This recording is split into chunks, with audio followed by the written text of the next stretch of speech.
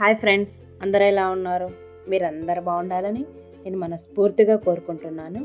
ముందుగా మీకు ఒక చిన్న రిక్వెస్ట్, నా ఛానల్ని ఇంకా ఎవరైనా సబ్స్క్రైబ్ చేసుకోకపోతే ప్లీజ్ సబ్స్క్రైబ్ చేసుకోండి.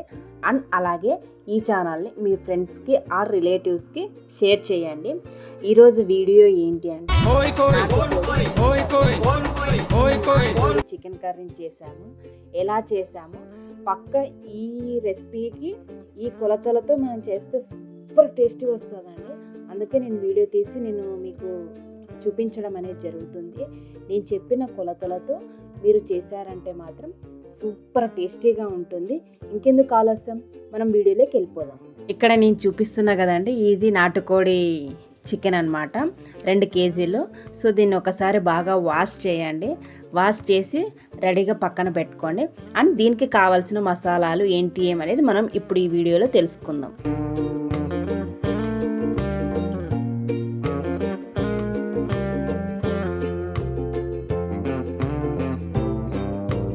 ఇక్కడ నేను మీకు చూపిస్తున్నా కదండి, ఇది గసగస 1.5 టీ స్పూన్. నెక్స్ట్ లవంగం 10 నుంచి 15, మిరియాలు 10 నుంచి 15, చెక్క వచ్చేసి ఒక 4 లేదా 5, 6 అట్లా వేసుకున్నాము. నెక్స్ట్ కారం పొడి, ధనియాల పొడి, చికెన్ మసాలా పొడి, పసుపు.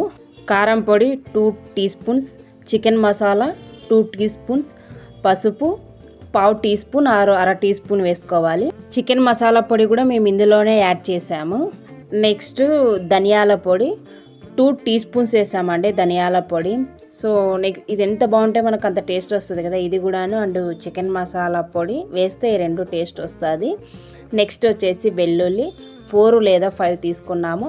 నెక్స్ట్ వచ్చేసి అల్లం అండి, ఇలా 3 చిన్న ముక్కలు తీసుకోవాలి. అల్లము బాగా శుభ్రంగా కడిగి పైన పొట్టు తీసేయాలి. నెక్స్ట్ మేమైతే ఆనియన్స్ తీసుకున్నాము. ఇందులో 6 or 7 మాత్రమే మేము యూజ్ చేసాము, మిగిలినవి తిరుగువాతకి యూజ్ చేసుకుంటాం అనమాట. అందుకే అన్నీ ఒకేసారి కట్ చేసుకోవడం జరిగింది. ఇందులో 6 or 7 మాత్రమే.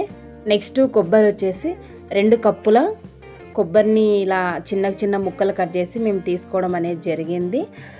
నెక్స్ట్ వచ్చేసి కొత్తిమీర, పుదీనా. కొత్తిమీర అయితే ఒక 1/4 కప్పు వరకు తీసుకున్నాము, పుదీనా అయితే 1/2 కప్పు వరకు తీసుకున్నాము. ఇలా నేను చూపించిన మసాలాలన్నిటినీ ఇలా పేస్ట్ చేసుకొని ఒక గిన్నెలో తీసుకోవాలన్నమాట. మనకు చికెన్ కర్రీ కావాల్సింది మెయిన్ మసాలానే. నెక్స్ట్ గ్యాస్ స్టవ్ మీద మేమైతే కుక్కర్లో చేస్తున్నాము, ఎందుకంటే నాటుకోడి కదా, కుక్కర్లో చేస్తున్నాము.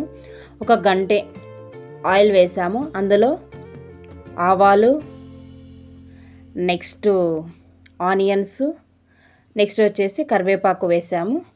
ఇక్కడ నేను ఆయిల్ ఒక గంట అని చూపించా కదా, 3 or 4 స్పూన్స్ పడుతుందండి. సో మేము దానికి ప్రకారంగా మేము ఇలా తీసుకోవడం అనేది జరిగింది. ఈ తిరుగువాతనంతా కొంచెం ఆనియన్స్ రెడిష్ కలర్లోకి వచ్చేంత వరకు మనం కలుపుతూనే ఫ్రై చేస్తూనే ఉండాలి, ఇక్కడ చూపించిన విధంగా. అలాగే ఈ తిరుగువాతలోకి కొందరు బిర్యానీ ఆకు వేస్తారు కదండి, మేమైతే అది వేయలేదన్నమాట. అది మీ ఇష్టం, ఆప్షనల్, వేసుకుంటే వేసుకోవచ్చు లేదంటే లేదు. తిరుగువాత అంతా ఫ్రై అయిన తర్వాత మనం కడిగి పక్కన పెట్టుకున్న చికెన్ని ఇందులో వేయాలి. వేసి 4-5 నిమిషాల పాటు హై ఫ్లేమ్లో కలుపుతూ ఉండాలి.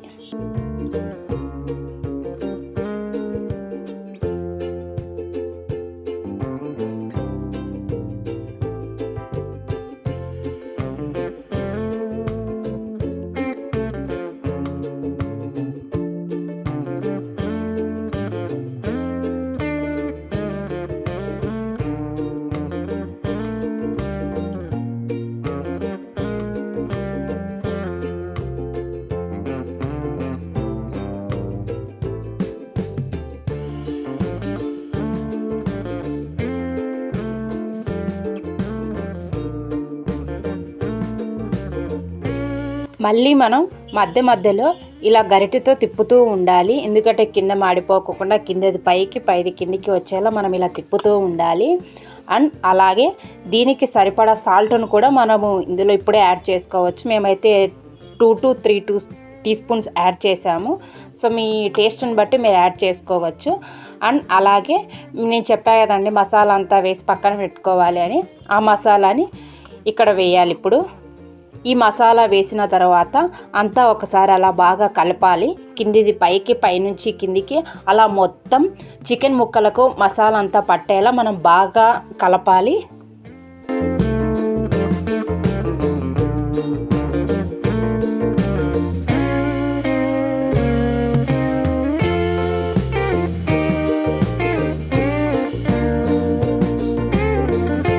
ఇలా మసాలా అంతా బాగా కలిపిన తర్వాత సరిపడాన్ని నీళ్లు తీసుకోవాలి. నీళ్లు తీసుకొని అందులో మనం కలపాలన్నమాట. ఎన్ని సరిపోతాయో అన్ని మాత్రమే మనం అందులో కలపాలి. ఎక్కువ కలపకూడదు. ఎక్కువ కలిపినా కూడా నీళ్ళగా ఉంటుంది కాబట్టి చూసుకొని మనం దానికి తగ్గట్టుగా నీళ్ళు అనేది కలపడం అనేది జరుగుతుంది. నీళ్లు వేసిన తర్వాత అంత బాగా ఒకసారి మిక్స్ చేయండి.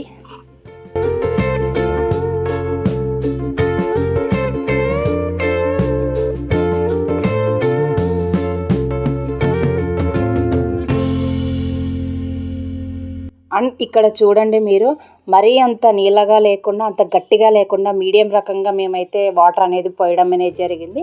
సో మీరు కూడా అలానే తీసుకోండి. అంతా బాగా ఒకసారి కలిపాక ఒకసారి టేస్ట్ చేయండి. ఉప్పు సరిపోయిందా లేదా, నెక్స్ట్ కారం సరిపోయిందా లేదా అనేది. దానికి తగ్గట్టుగా మనం ఉప్పు అనేది వేసుకోవడం అనేది జరుగుతుంది. ఇలా అంతా ఒకసారి అంతా బాగా కలిపాక టేస్ట్ చూశాక అంటే ఉప్పు సరిపోయిందా లేదా అని టెస్ట్ చేసుకున్న తర్వాత మీరు కుక్కర్ని మూత పెట్టి 4 to 5 విజిల్స్ వచ్చేంత వరకు ఉండండి. ఎయిర్ అంతా పోయిన తర్వాత కుక్కర్ మూత తీసి ఇలా ఒకసారి చూడండి. ఎంత చక్కగా ఉడికిపోయింది కదా. అండ్ వాటర్ కూడా ఎక్కువగా లేవు, అంత నీళ్ళగా కూడా లేదు కదండి. బాగా టేస్ట్గా బాగా రుచికరంగా చూడడానికి ఎంత బాగుంది కదా అండి. మీరు కూడా ఇలా ట్రై చేయండి. మేమైతే ఈ నాటుకోడి చికెన్ కర్రీలోకి రాగి ముద్ద, అన్నము అండ్ పక్కన ఆనియన్స్ తీసుకున్నాం అన్నమాట. ఈ చికెన్ కర్రీలోకి రాగి ముద్ద లేకపోతే ఎలా అండి. రాగి ముద్దతో మనం అలా తిన్నామంటే ఎంత టేస్టీగా ఉంటుందో. నేను చెప్పిన విధంగా మీరు కూడా ఇలా ట్రై చేసి చూడండి, మీకు ఖచ్చితంగా బాగొస్తుంది.